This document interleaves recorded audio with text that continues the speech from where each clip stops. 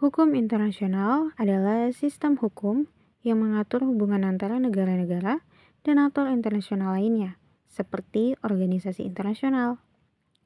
Hukum ini bersifat lintas negara dan dibentuk melalui perjanjian internasional, kebiasaan internasional, serta prinsip-prinsip hukum yang diakui oleh masyarakat internasional.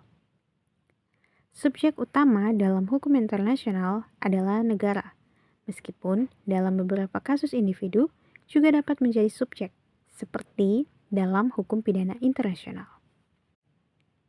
Sementara itu, hukum nasional adalah hukum yang berlaku dalam suatu negara tertentu dan mengatur hubungan antar individu, antara individu dengan negara, dan antara lembaga dalam negara tersebut.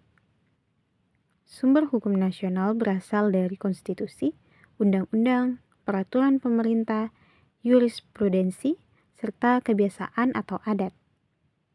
Subjek hukum nasional terutama adalah warga negara dan badan hukum yang berada dalam yurisdiksi negara tersebut.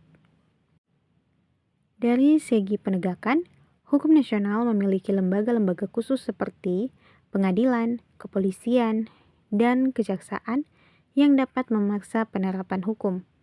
Sebaliknya, hukum internasional tidak memiliki sistem penegakan yang sekuat hukum nasional.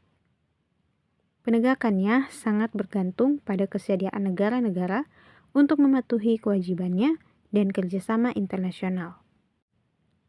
Singkatnya, hukum internasional berfokus pada tantangan global dan hubungan antar negara, sedangkan hukum nasional berfokus pada peraturan kehidupan dalam suatu negara.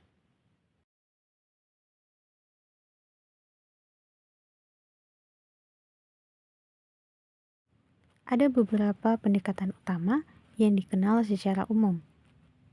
1. Pendekatan monisme. Dalam pendekatan monisme, hukum internasional dan hukum nasional dianggap sebagai bagian dari satu sistem hukum yang menyatu. Oleh karena itu, hukum internasional dapat langsung berlaku dalam sistem hukum nasional tanpa perlu diubah atau diratifikasi secara formal. Jika suatu negara menganut monisme, maka begitu suatu perjanjian internasional disepakati, isinya otomatis berlaku dalam hukum nasional. Contoh negara Belanda dan Prancis yang menganut pendekatan ini. 2. Pendekatan dualisme. Dalam pendekatan dualisme, hukum internasional dan hukum nasional dianggap sebagai dua sistem hukum yang terpisah. Agar hukum internasional dapat berlaku di dalam negeri, maka harus terlebih dahulu diubah ke dalam bentuk peraturan nasional melalui proses legislasi atau ratifikasi. Negara tidak bisa langsung menerapkan hukum internasional tanpa penerapan secara formal dalam hukum nasionalnya. Contoh yaitu negara Inggris dan negara Indonesia yang menggunakan pendekatan ini. Indonesia meratifikasi perjanjian internasional terlebih dahulu agar bisa berlaku dalam negeri. 3. Pendekatan transformasi. Pendekatan ini merupakan bagian dari dualisme, namun dengan penekanan khusus bahwa isi dari hukum internasional harus diubah atau disesuaikan terlebih dahulu menjadi hukum nasional yang sejalan dengan struktur dan bentuk hukum negara tersebut. Proses transformasi ini dilakukan oleh lembaga legislatif atau eksekutif.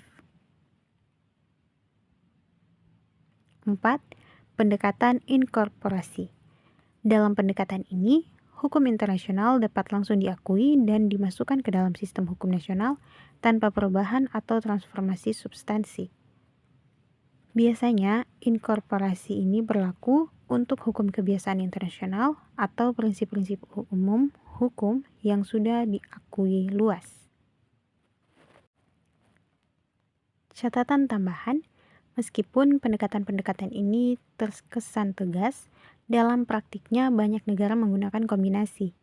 Misalnya, suatu negara bisa menggunakan pendekatan dualisme untuk perjanjian internasional, tetapi bersikap monisme terhadap hukum kebiasaan internasional atau prinsip-prinsip HAM.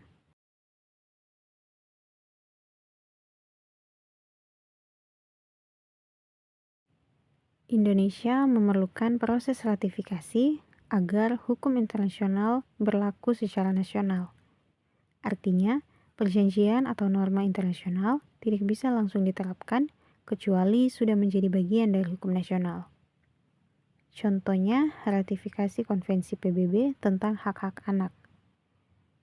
Indonesia menandatangani Konvensi Hak Anak pada tahun 1990. Agar bisa berlaku secara nasional, konvensi tersebut diratifikasi melalui keputusan Presiden nomor 36 tahun 1990. Setelah ratifikasi, prinsip-prinsip dalam CRC dijadikan acuan dalam pembentukan Undang-Undang nomor 23 tahun 2002 tentang perlindungan anak.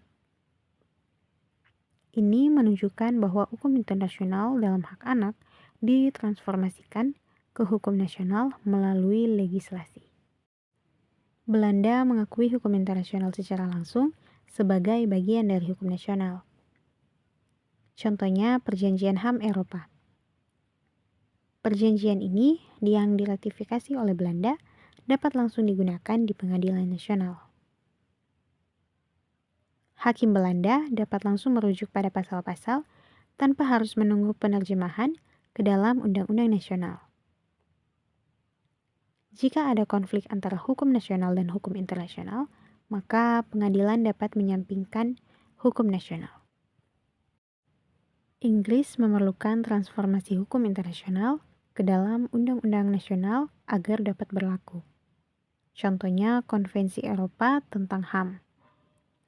Inggris meratifikasi ini pada tahun 1951, tetapi perjanjian ini tidak dapat dipakai di pengadilan nasional sebelum ada legislasi. Barulah pada tahun 1998, Inggris mengesahkan Hukum Rights Act pada tahun ini yang menjadikan isi ECHR dapat digunakan oleh warga negara di pengadilan domestik. Ini menunjukkan pentingnya proses transformasi dalam sistem dualisme di Inggris.